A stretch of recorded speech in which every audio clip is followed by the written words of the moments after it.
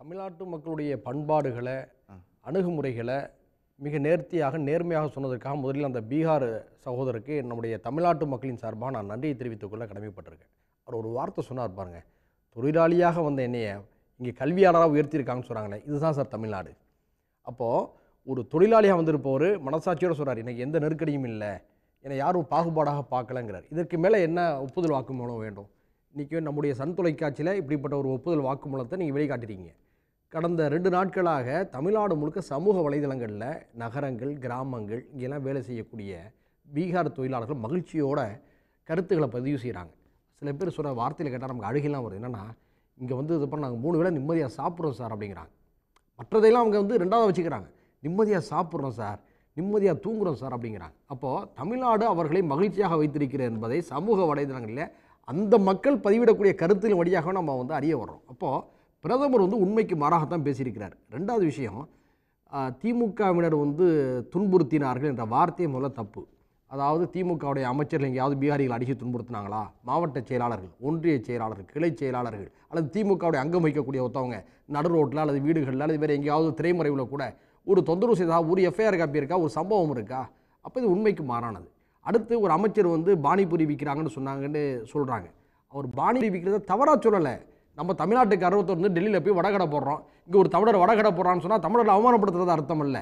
அவங்கள்ட்ட தொழிலை சொல்றதா வந்து வடை கடையில் இருக்கிற கூட்டத்தை விட பஜ்ஜி வாங்க இருக்கிற கூட்டத்தை விட பானிபூரி வாங்க இருக்கிற கூட்டம் தான் அதிகமாக இருக்குது. உணவுலையும் பேதம் இல்லை. ஆமாம், ஒருத்தவங்க இந்த தொழிலை செய்கிறாங்க, அவங்களுடைய தொழிலை செய்கிறாங்கிறது குற்றம் அல்ல. தாழ்வாக பேசுனா தான் தப்பு.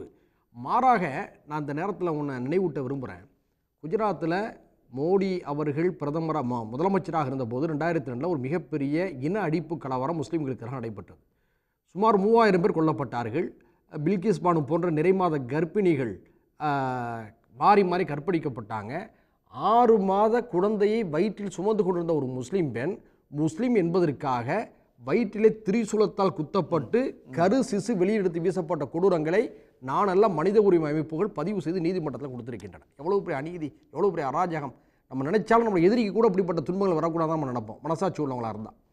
பிரதமர்கிட்ட ஒரு பத்திரிகையாளர் கேட்குறார், நீங்கள் முதலமைச்சராக இருந்தபோது குஜராத்தில் இப்படிப்பட்ட கலவரம் நடைபெற்றதே, இதை பற்றி என்ன நினைக்கிறீங்களும் போது பிரதமராக வந்த பிறகு அவர் சொல்கிறார், முதலமைச்சராக இருக்கும்போது சம்பவம் நடந்திருக்கு, இந்த கேள்வி அவர்கிட்ட எழுப்பப்படும் போது அவர் பிரதமராக இருக்கிறார். இவர் சொல்கிறாரு, நம்ம சாலையில் ஒரு காரில் போய்கிட்டு இருக்கும்போது ஒரு நாய் குறுக்கு அடிப்பட்டா அந்த நாயை தூக்கி போட்டு போகிறோம் போல தெரியுங்களா, அப்படி தான் இந்த சம்பவம்ன்றார். இதுதான் நம்முடைய பிரதமருடைய பேச்சு. ஒரு பறந்து விரிந்த 143 கோடி மக்கள் தொகை கொண்ட ஒரு நாட்டில் பல இனங்கள், பல மதங்கள், மொழிகள் எல்லாருமே வாழ்கிறோம். இது உபகண்டம் தான் சொல்கிறோம். அப்படிப்பட்ட நாட்டில் பிரதமராக இருக்கக்கூடியவர்கிட்ட துவேஷத்தை நம்ம பல கட்டத்தில் பார்த்துருக்குறோம். இப்போ அவர்களுக்கு தமிழர்கள் கசக்கிறார்கள், தமிழ்நாடு கசக்கிறது. வெளியில் என்ன செய்கிறாங்க, நாங்கள் தமிழுக்கு நாங்கள் வாதாடுறோம், தமிழர்களுக்கு முன்னுரிமை கொடுத்து பேசுகிறோம்.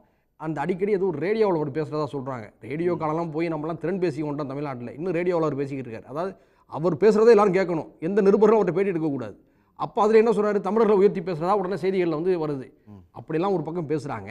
வாக்குன்னு வரும்பொழுது இப்போ ஏற்கனவே நம்ம நண்பர்கள் சுட்டி காட்டினாங்க, ஒரிசாவில் தமிழர் பாண்டியன் என்ற ஒரு ஐஏஎஸ் அதிகாரியை எப்படி அசிங்கப்படுத்தினாங்க. ஒரு ஒரிசாவை தமிழ்நாட்டுக்காரர் ஆள்வதான்னு ஒரு கேள்வியை எழுப்பினாங்க. கூடுதலாக திருட்டு பட்டமும் காட்டினாங்க, கோயிலுடைய சாவியை இவருடைய செல்வாக்கை பயன்படுத்தி தமிழ்நாட்டுக்கு அனுப்பி விட்டான்னு சொல்லி. இப்போ தமிழ்நாட்டில் வந்து தமிழர்கள் கொடுமைப்படுத்துறதா சொல்லியிருக்கிறாங்க. இப்படி சொல்லும்போது பீகார் மக்களை வந்து உணர்ச்சியை தூண்ட முடியும், அந்த உணர்ச்சியின் மூலமாக தங்களுக்கு ஆதரவாளர்களை திரட்ட முடியுங்கிறது தான் அந்த போக்கு. இது நாகரிகமற்ற போக்கு. நல்ல வேளை இந்த பீகார் சகோதரர் வந்து நம்முடைய தமிழ் உலகத்திற்கு ஒரு நல்ல செய்தியை சொல்லியிருக்கிறார். இவர் இந்த செய்தியை பீகார் மொழியில் பீகார் மக்களுக்கு எடுத்து சொல்லுங்கிறதா நம்முடைய அன்பான வேண்டும். உடனுக்குடன் செய்திகளை தெரிந்து கொள்ள சன் நியூஸ் பெல் ஐகானை கிளிக் பண்ணுங்க.